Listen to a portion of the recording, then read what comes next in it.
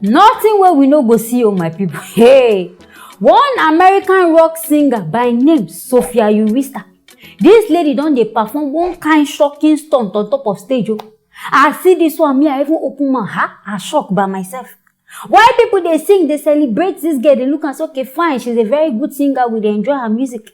Now there, this girl bring her person to stage. We even think na one kind better thing she want. Before we go see, auntie open pipes, begin peace for person mouth. Oh, hey, for my people who never see this one, make na follow me watch.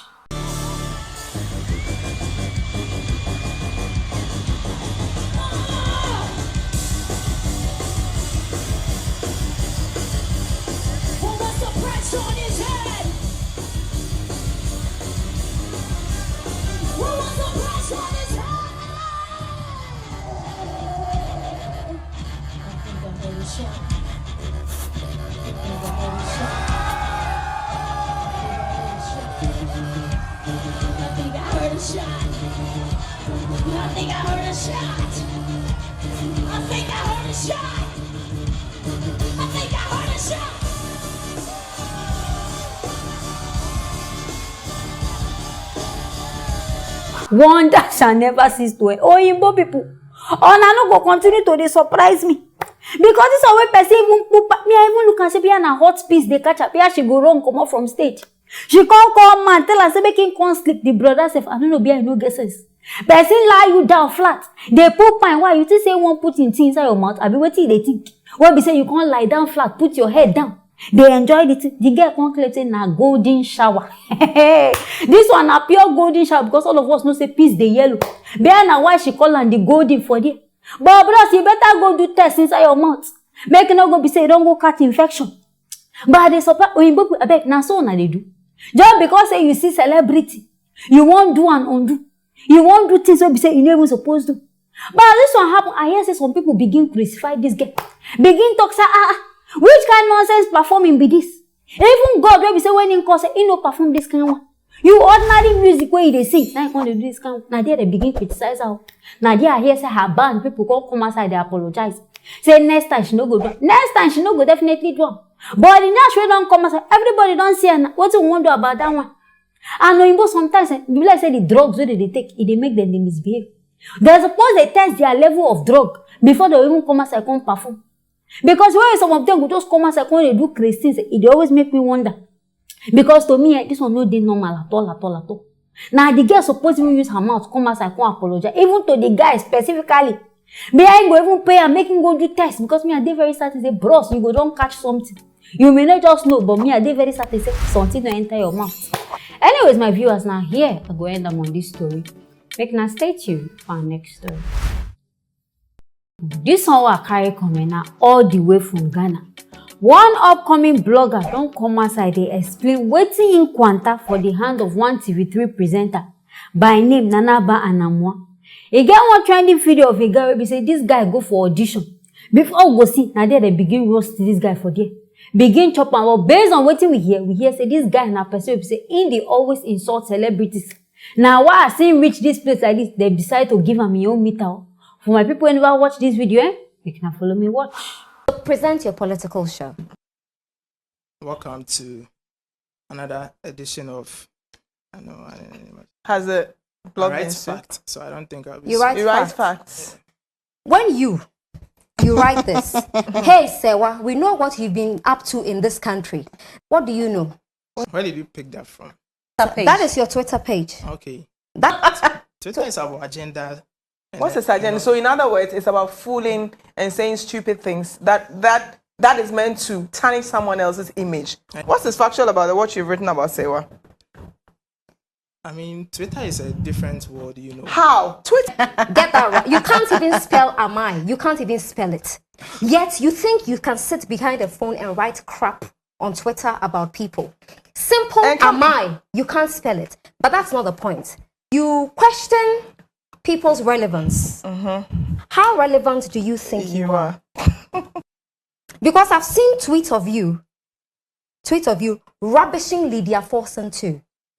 I need to get the the source of. I mean, It Pick is your your phone. Twitter. Your phone It is in your pocket. Pick Your your phone is in your pocket. You said It's on you my deal phone with is facts. off. Yes. Your No, phone- even wrote just on October 10 that the 4.5K issue that person is paid more than you at GH1 TV. Do you know my I salary? mean, like, how did you know? that's why I'm telling you that what you see on Twitter is different from.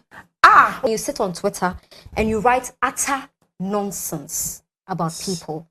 You've said horrible things about me, Sewa, Lydia, Forsen, Bridget, other people on your Twitter. Here I am. Say it to my face. Why should I? Why shouldn't you? Because Twitter is not real life. I have always said that people who bully people, when they see them, they can't even talk. You can't even. You are a very can't even clear express- example of those You people. can't.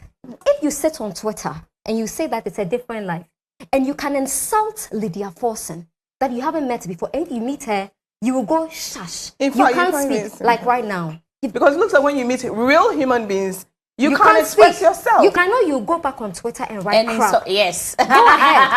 I don't At least. care. Hey, they really want to chop this guy alive. See, question is whether they carry come back front and center.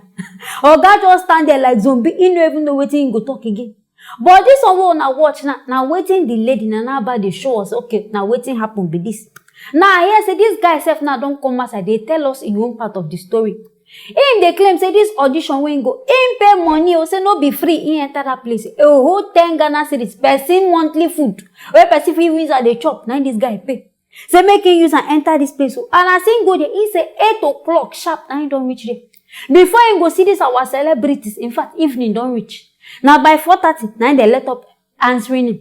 Now fine and good, time don't reach for the whole thing. They begin question him. And as he inform them, say him na blogger. They say na there everything change. From auditioning, this thing turn to roasting. Now so they begin cast and bind am like saying don't do something way bad. And say him they claim say na Twitter na him they post that one. This one na another life na him they post the thing for. Maybe for in life he no realize say one day he go meet these people. I don't know which village people pursue am, after which you don't know, so you don't insult all of these celebrities. You can't still decide, say, you won't go this place. But the guy, they claim, say, fine and good. After they insult him and everything, they tell him, say, make him leave the stage. And say, fine, he respect himself, carry himself, come up for the stage. But start saying they go, now so one woman can't still meet him again, say, so he know if he apologize, now there, because he don't already the vex, because what he pay for, he no even get him. Now there, he face this woman, say, what did they even worry this woman? Say, make this woman not talk to her like that. Now there, wahala start to. I hear say this woman try, say she won't give us that. Now there, him block this, that. I don't know the kind of action for you they happen for here. But he claim, say, he block the woman, before we go see, the woman don't go carry camera stand. Say, he won't use her beat her. Say, now there, he begin run for in life, oh. Say, before we go see, other people say, begin pursue and they shout, thief. According, all this thing happen for this audition grant. And we don't hear about this one. Now only one part now we can't hear about.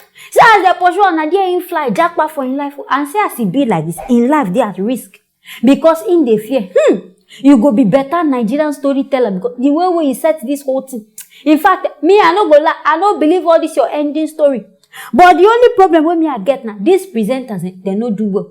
This one you pay to come do a show. Therefore, just put your things aside. Whatever when I get online, you put them one place. Face business, making a face am normally. No be about carry another personal matter. You can't carry her now on top of stage. On a forget say on herself we sit down they don't pay on to do on a work. On a don't forget say no be on a get TV station. Now dear me I get issues. But I shall say this one you go serve as lesson. All these people be say they go they hide their face. They type things until you say they don't see. They go talk and say okay now then they pay this one salary because the guy they talk say even money when and now they collect. Even person will be saying they talk about say the person no go fit end the money.